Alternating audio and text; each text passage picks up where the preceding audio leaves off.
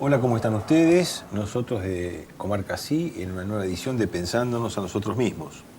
Queremos volver con un tema que ya en otras oportunidades se los hemos expuesto en conversaciones en este mismo ámbito. Es decir, el proyecto de modificación del Código Penal argentino.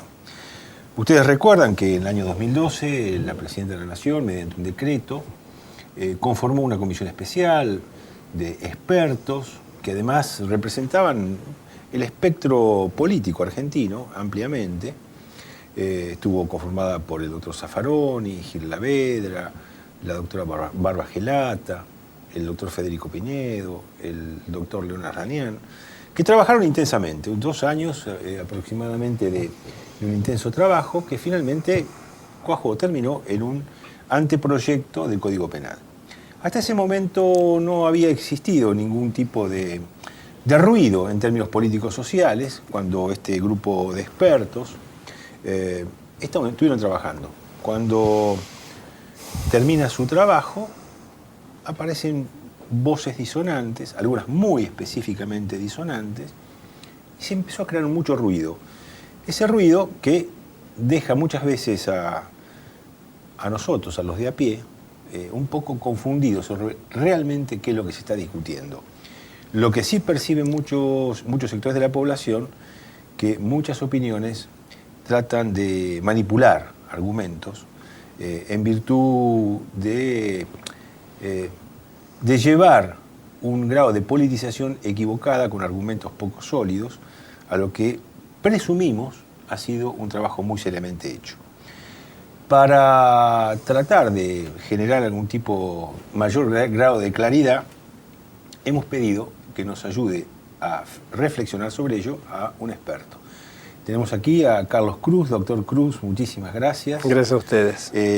Quiero explicarles a los que nos ven que, bueno, tenemos un profesor de Derecho, un licenciado en Derecho, un investigador, un editor de revistas, un militante de asociaciones de abogados, como es la Asociación de Abogados de Buenos Aires, donde Carlos ha sido presidente un tiempo, y que además, bueno, tenés, con tu categoría de docente, quizás nos des la posibilidad de explicar lo menos técnico que se pueda, qué es lo que se está discutiendo.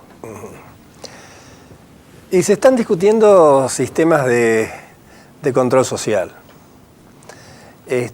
Yo en general en las primeras clases en la facultad con los alumnos de Derecho Penal, un poco para disparar la discusión les digo una cosa que uno constata no solamente en la elaboración teórica sino en el ejercicio práctico, porque yo también, independientemente de ser docente y ser abogado, también soy ciudadano de a pie.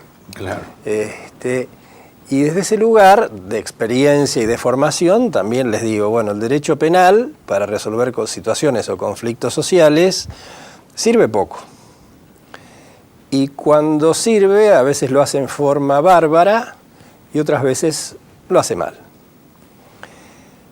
En realidad toda la cuestión vinculada con el derecho penal, con la criminalidad, con las penas, son cuestiones que tienen que ver con los mecanismos de control social. Es decir, en las sociedades o las comunidades organizadas se reconoce que hay básicamente 2 grandes mecanismos de control social, entendido como control social como propuestas que se instalan o que se procuran instalar en la sociedad para que nosotros en nuestra práctica cotidiana nos comportemos de determinada manera, o sea que sigamos determinadas reglas. Y estos 2 grandes mecanismos de control social son por un lado el derecho, y dentro del derecho, el derecho penal, que establece el reproche más grave, que es la posibilidad de la pérdida de la libertad. Y el otro gran mecanismo de control social es todo el vinculado con los sistemas de educación formal, informal y la penetración que pueden tener los medios de comunicación masivos. Esto es lo que está en el fondo del debate, o la perspectiva del debate, mejor dicho. Todas las cuestiones que también tienen que ver con esto de instalar leyes penales, de derogar leyes penales, de aumentar las penas, de bajar las penas. Todo este debate es una cuestión que tiene que ver con, desde esa perspectiva de control social, con decisiones político-criminales. O sea, en definitiva, con decisiones políticas, que en un momento determinado el sector social dominante o el sector que tiene a su cargo la conducción del aparato del Estado, a través de determinadas leyes, es la que establece, bueno, estos son los parámetros de comportamiento y convivencia social. En primer lugar, entonces, es una decisión política. En segundo lugar, y en lo que se refiere al derecho penal, hay que destacar que esta es una materia muy técnica. Yo diría que es una de las áreas del derecho, no la única, pero una de las importantes, donde ha habido un mayor grado de elaboración y refinamiento del pensamiento jurídico. En este sentido es un área de mucha especialización, teórico y técnica. Sobre la cual, por supuesto, todos opinamos, pero donde la opinión del experto tiene un valor importante. Vamos a ver, sería lo mismo que si yo, desde mi formación, que tengo el derecho a hacerlo, me pusiera a opinar de cómo tiene que ser la mejor técnica de operación cardíaca. O me pusiera a opinar respecto a cuál es la mejor forma de cortarle el pelo a una señora. Seguramente las opiniones o las prácticas que yo pudiera hacer en este sentido serían muy perjudiciales para el enfermo coronario, y ni decir la señora que saldría espantada por la forma que según mi técnica le hubieran cortado el pelo. Entonces, si bien es importante la consulta al conjunto de la sociedad, tiene un lugar central ineludible la opinión del experto. ¿Y por qué digo esto? Esto tira por la borda cualquier argumento y decir vamos a hacer un plebiscito sobre el Código Penal. Bueno, claro, lo que pasa es que ahí vamos a tratar de separar dos o tres cuestiones. En primer lugar, todo el mundo tiene derecho a opinar, es saludable y tiene que ver con las reglas propias del Estado social y democrático de derechos. Precisamente en este sentido, como vos decías, hace 2 años que en forma pública se anunció que se iba a trabajar sobre una reforma del Código Penal. Hecho que además no es novedoso porque parte del trabajo de esta comisión se asienta sobre un trabajo similar que bajo la dirección del doctor David Baigún se hizo y se presentó en el año 2006, o sea, no hace tanto tiempo, y este proyecto retoma gran parte del trabajo de aquella comisión que había presidido Baigún, o sea que es un tema que viene instalado en la sociedad,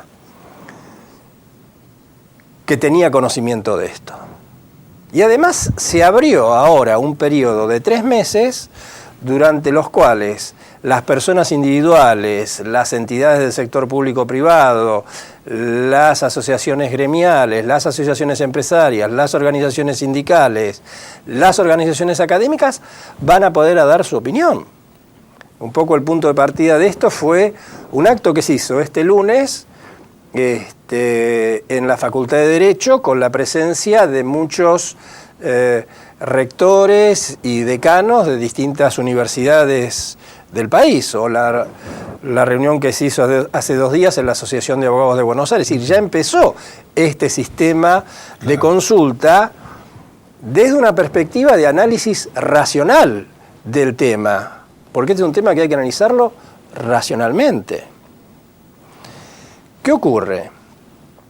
Que como indica la experiencia, instalar el tema de la seguridad en algunas perspectivas de análisis o de intereses o políticas, como son temas que conmocionan a la sociedad, hace que la sociedad, que sin duda preocupada por los hechos de sangre o los hechos violentos, cuando le hablan de este tema, preste atención. Y entonces algunos operadores y algunos comunicadores se instalan sobre este tema desde una lógica de rating para decir cualquier cosa. Yo he escuchado cosas, a lo mejor vos también, Carlos, ¿no? Pero variantes, que entre 4.000 y 5.000 presos, algunos dicen como de 20.000 presos a personas que actualmente están presas, y supuestamente homicidas y terribles personas, quedarían libres y avanzarían por las calles. Bueno, esto es una cosa, pero cataclísmica. Esto es una barbaridad. Si a la señora o al señor que lo están escuchando, o a mi tía que me consultó sobre el tema, o a algún familiar tuyo, dicen, bueno, van a salir todos los homicidas en libertad. Carlos, hace algo para van que a esto salir, no ocurra. van a salir todos los violadores en libertad. Claro. Bueno, a ver, ¿dónde firmo para que eso no ocurra? Pero esto no es así. No es esta la estructura del código. No van a ser estas las consecuencias del código. Un código que vale decir ha aumentado más penas que las que ha disminuido. Actualmente. En el proyecto, claro. En el anteproyecto aumenta más penas que las que se han disminuido.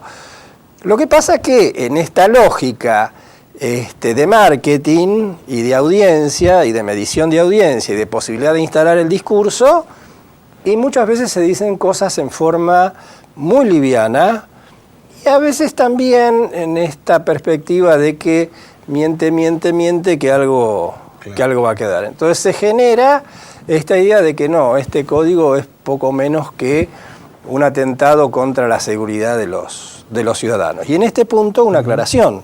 La experiencia internacional indica, no solamente la argentina, la internacional, que el Código Penal o el incremento de penas en modo alguno resuelve el tema de la criminalidad. Yo traje algunas estadísticas, no sé si las podremos ver, donde se hace un poco referencia a esto. Es decir, yo tomé, a título de ejemplo, 2 o 3 delitos, delitos de accidente de tránsito, delitos contra la integridad sexual, delitos contra la seguridad, cómo eran las normas en el año 99 y qué cantidad de delitos se verificaron en el año 99. Después vino todo el proceso de reforma 2000, 2001, 2002, en medio de la lógica, en medio de esa lógica, ¿no? Rocauf, etcétera, etcétera.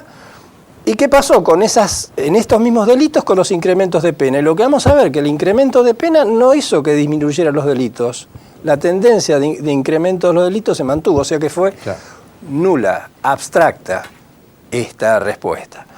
Entonces vos me dirás, bueno, ¿por qué se habla tanto de esto? Se habla por 2 motivos, básicamente.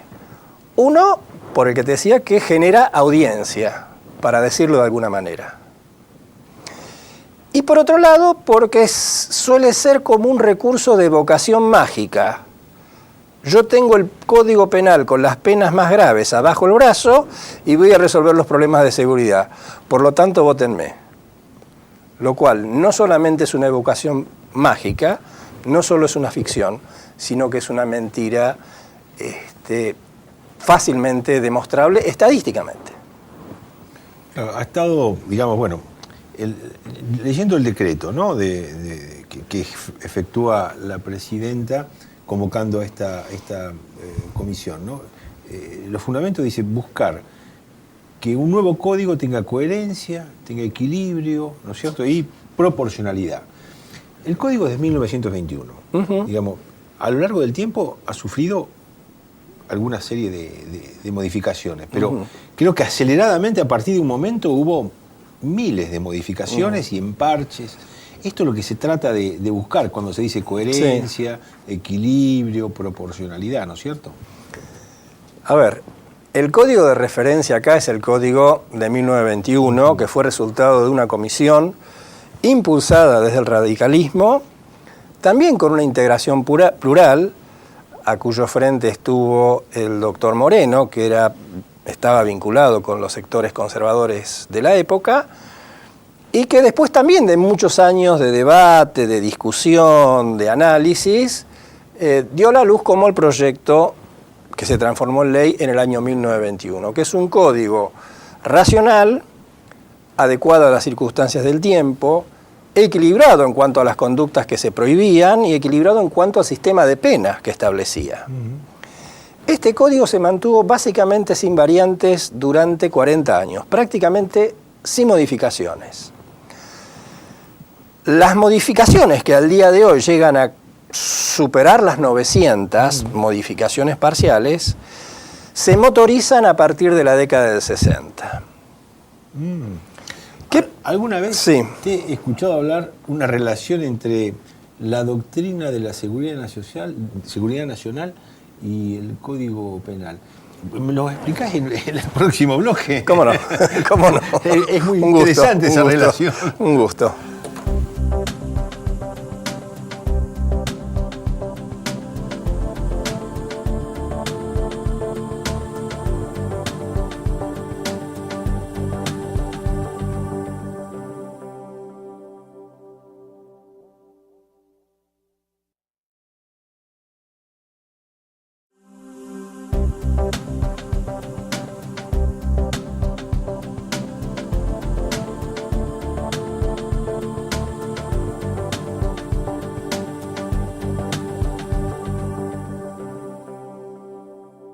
Bueno, seguimos con Carlos Cruz. Carlos, yo te había interrumpido y te metí la cuestión de la doctrina de la seguridad nacional y el código penal. ¿Fue una cosa media rara la mía la que hice? No, es muy atinada. Decíamos que entre 1921, que se sancionó el Código Moreno, hasta la década del 60, prácticamente no hubo modificaciones. De la década del 60 hacia acá, casi 1000 modificaciones. Sí.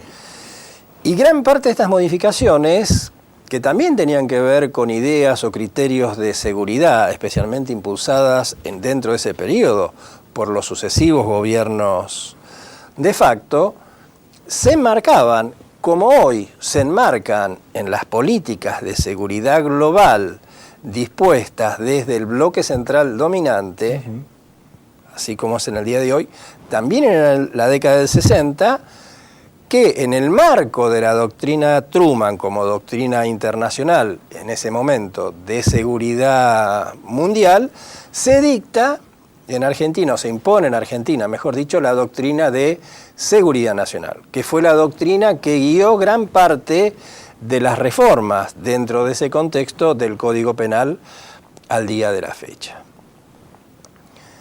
Reformas estas que como parches han sido malos, han desarticulado el sistema del código. ¿Qué es lo que pasa? Es decir, hoy, ¿con qué se encuentra el ciudadano de a pie, el ciudadano común? Los que andamos por la calle, porque cualquiera puede estar involucrado, inclusive sin quererlo, en una situación que quede sometido a un proceso, a un juicio penal, un accidente de tránsito, un libramiento de un cheque sin fondos sin darse cuenta. ¿Con qué se encuentra? Se encuentra, por un lado, con conductas que no están claramente descriptas de qué es lo que está prohibido, lo que está permitido. Incluso son motivo de análisis y discusiones extensas y de mucha tinta escrita por parte de los jueces y por parte de los abogados, que no nos ponemos de acuerdo. Ni decir el ciudadano de la calle, que está en otras actividades. Entonces se encuentra con esta cosa bastante confusa, ¿no? Por ejemplo, ¿qué es el dolo eventual? A ver, ¿qué es el dolo eventual? Bueno, si me representé, no me representé, ¿qué pasó? A veces, y no en delitos graves, a veces en un delito de lesiones, en un delito de un accidente de tránsito tan frecuente que cualquier ciudadano común puede verse en la desgracia de encontrarse en un siniestro de estas características. Y la experiencia un poco indica que lo que podía ser una lesión culposa o un homicidio culposo, bueno, resulta que si los casos tuvieron mayor expresión mediática y los jueces no están muy firmes en la forma de plantearse frente al caso, y bueno, para que no me digan o para que no me critiquen o para que no me acusen de nada, bueno, no, recurro a la categoría del dolo eventual y esta persona podía haberse representado, entonces voy a una pena de hasta casi 5 años y salgo del supuesto de la lesión o el homicidio culposo. Entonces, bueno, por un lado, esta cosa que tenemos en el código hoy de poca claridad en la definición de las conductas. Y ni hablar en lo que se respecta a las penas. O sea, se protegía más lo patrimonial que la vida misma, ¿no? No, pero no solo lo patrimonial. A ver, hoy, el robo de...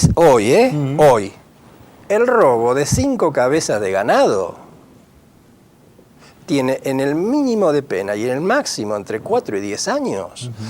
más pena que un homicidio culposo, más pena que una administración fraudulenta, más pena que el abandono de persona. El robo de 5 cabezas de ganado.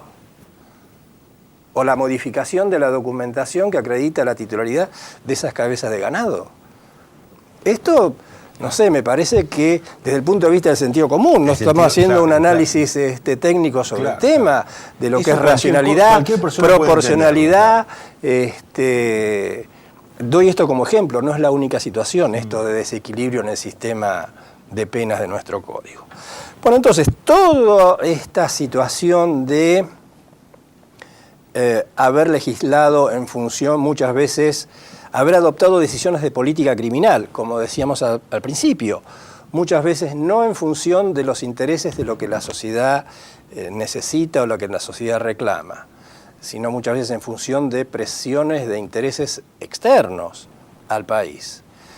De haber legislado en una lógica ficticia de creer que aumentando penas íbamos a resolver la cuestión social o el problema de seguridad, o que creando nuevos tipos penales las relaciones sociales se iban a mejorar.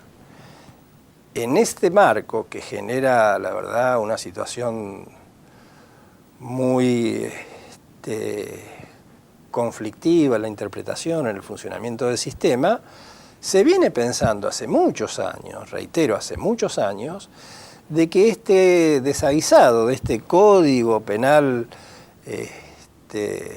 fragmentado vuelva a recuperar el sistema armónico que tenía como modelo el Código del 21, los códigos vigentes de otros países. Y siguiendo el mismo criterio con el cual se crea la comisión, que después retoma el doctor Moreno, también el Poder Ejecutivo, la presidenta, como cabeza del Poder Ejecutivo, convoca a especialistas, a abogados, a legisladores, de distintos sectores políticos, de distintas pertenencias políticas, para que trabajaran en conjunto. Y han hecho un trabajo, entiendo, muy arduo, muy razonable, y que le ha otorgado a este código nuevamente un perfil de norma más clara y más racional, también para que el conjunto de la sociedad sabemos y podamos entender lo que el código dice. Y entonces guiar o no nuestra conducta por la norma. Ejemplar, ¿no? Que esto fue entregado en sociedad hace muy poquito, ¿no? El acto que refería que se hizo en la Facultad de Derecho con rectores de otras universidades, en la Facultad de Derecho de la Universidad de Buenos Aires, el día lunes, que vinieron precisamente el doctor Zaffaroni, la doctora Arbayelata, el doctor Aslanian, el doctor Gilavedra y el doctor Pinedo. Y donde ahí mismo los autores del anteproyecto recalcaron 2 o 3 cosas. Primero, que la matriz de este código es la Constitución Nacional y los tratados internacionales a los cuales ha adherido nuestro país. Esta es la matriz del código. En segundo lugar, que ha sido un trabajo conjunto de tratar de conciliar hasta donde era posible posiciones, porque vienen de distintas vertientes, y no solo políticas, sino ideológicas y de formación teórica, y no se han puesto de acuerdo en todos los temas. Incluso yo creo que en algún tema, en lo personal, tengo algún aporte para hacer tratando de mejorar alguna cuestión de este código, como seguramente lo van a hacer muchos colegas y muchos ciudadanos. Y en este sentido, esas diferencias o divergencias han quedado planteadas. Creo que hay en el anteproyecto. Como 100 páginas donde se ponen de manifiesto cuáles son las diferencias. Las disidencias, ¿no? Sí. Claro. Por ejemplo, hay una disidencia que me acuerdo ahora de la doctora Barbayelata, vinculado desde la perspectiva de género con el tema del aborto, la introducción de la figura del aborto culposo. Pinedo ha planteado sus diferencias, Gilavedra lo mismo. Entonces, digo, ha sido el resultado de un trabajo reflexivo, analítico, técnico y no sordo a los oídos de la sociedad, porque todos los miembros de la comisión son también personas que tienen práctica social, no solamente de laboratorio, no solamente del estudio, no solamente de la cátedra. Todos tienen práctica social. Ministros de la Corte, ministros de Justicia, diputados. Figuras delictivas nuevas.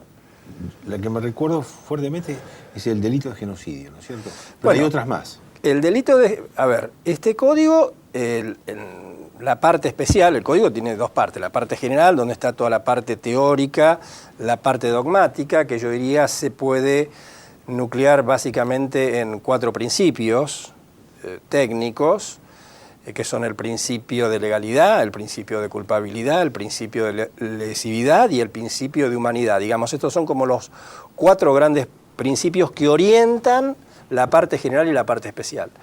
Y la parte especial, que es donde están, a tu pregunta, especificados los delitos contra la vida, contra la libertad, contra el patrimonio, contra la integridad sexual, se han incorporado algunos elementos novedosos también, o se han reforzado algunos elementos novedosos.